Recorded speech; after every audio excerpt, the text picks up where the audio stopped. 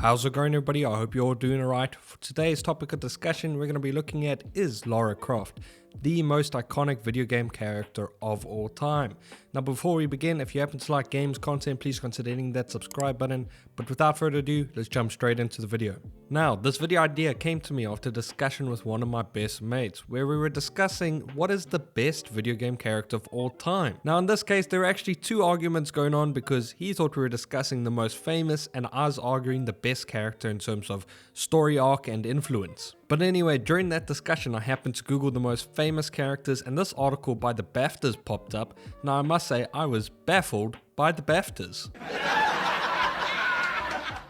All terrible jokes aside, real quick, what is the BAFTAs? If you don't know, it is the British Academy of Film and Television Arts. And they happen to have their own set of game awards, turns out. Now, the methodology claims that the vote was counted from 4,000 players from multiple countries. But as my friend rightfully points out, just like F1 and football, I smell British bias. That or I think the people voting misheard the question. It was not who's the hottest game character of all time. Although, even then, Croft is vying for second. I mean, maybe the voters were all just horn dogs? I took a peek further down the list and Shadowheart came in 10th. I mean, she's great. She is a 10, but she isn't 10th. Let's be serious. But this whole situation did raise a few questions. Mainly, who is the most iconic character? How does bias influence our perception of iconic? And is Lara Croft bigger than I thought? Let's start off with what is iconic. So what is the definition of iconic? Well, if we look at it straight from Cambridge University, iconic is very famous or popular, especially being considered to represent particular opinions or a particular time. So if we look at it, an iconic character needs to be famous or popular. But it's also about representing, in this case, video games. If we're asking who's iconic, we have to be asking who do we want to be the face of gaming?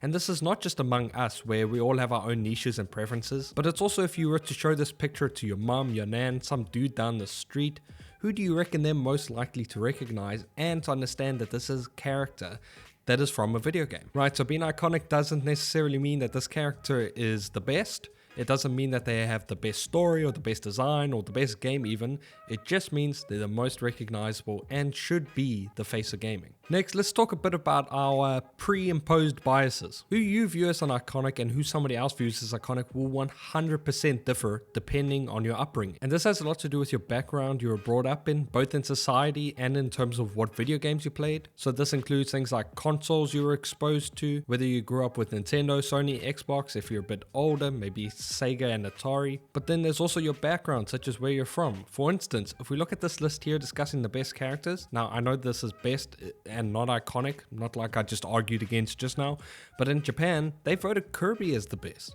Now that's a bit of a curveball if you ask me.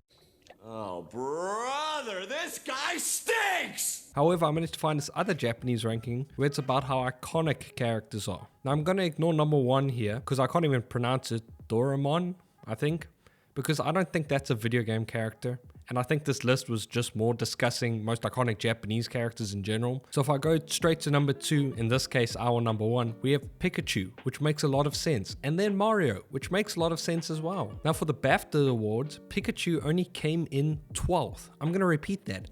12th, which for me, it doesn't make any sense.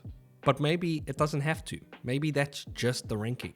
Who am I to say it's not? Next up, let's just talk about our favorite girl, Lara, for a second. Is she bigger than I thought? Because her games have been coming out since before I was born. In fact, as I checked the wiki, if you include remasters, 19 games. And of course, she's got a couple movies, couple comics, and she has this whole recent anime. So there's a lot of media surrounding Miss Croft. There's also just general gaming culture with Croft being involved in many iconic stories throughout the years. I mean, she managed to get incels wrapped around her finger with nudes that didn't even exist. I mean, that's impressive, let's be honest. And for me, I did play some old Tomb Raider games, but I was young and I don't really remember them all that much. For me, my exposure is more relating to the recent trilogy, which I absolutely loved. And I don't want to hear anything about it being an Uncharted ripoff because I can give you two reasons as to why you should rather play Tomb Raider. And I think one of the reasons why I love the Tomb Raider trilogy, especially the first one and the third one, is because she wasn't depicted as this badass woman who's just going to come in and kick everyone's butt off the go. No, she struggled, she faced adversity, she learned, you felt vulnerable. And to play a woman as a man and to capture these feelings is very difficult to translate, but they did. I managed to somehow relate to this character really well. And I thought she's not really strong because she's physically gifted or she's great at combat, but because she has grit and she doesn't give up, and that's her power. And in Shadow of the Tomb Raider, her head got a bit too big and she ended up causing the problem, which caused her to realize she needs to pull herself back down to earth, which really added to the whole character arc of starting off weak, getting strong, becoming skilled, and then having to humble yourself in order to do what you need to do. So to round out this video, who is the most iconic character? I really don't think it's Lara Croft, and I don't think you do either. Maybe she is, but this question is much harder to answer because, as we discussed, it's really hard to know for certain. If you search for the most iconic characters, you will see multiple publications, all with their own lists and differing orders. However, there are a few names that are always hovering around the top, these being the likes of Mario, Pikachu, Sonic, Pac-Man. So it's really hard.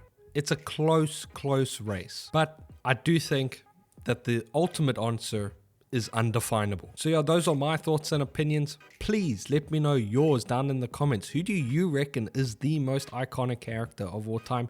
And is Lara Croft just much bigger than I thought? And if you did happen to enjoy the video, please consider hitting that subscribe button, but most importantly, have a wonderful day, and I hope to see you in the next one.